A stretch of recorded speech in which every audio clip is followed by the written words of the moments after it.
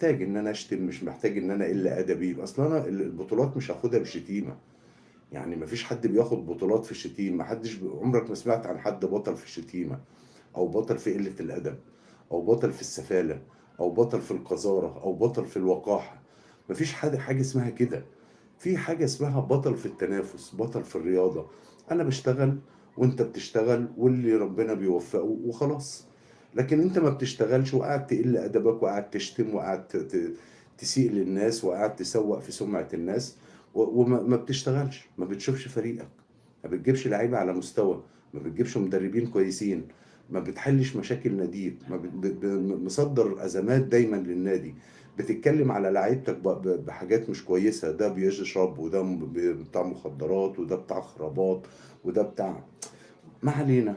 المهم إن ده انتصار كبير ل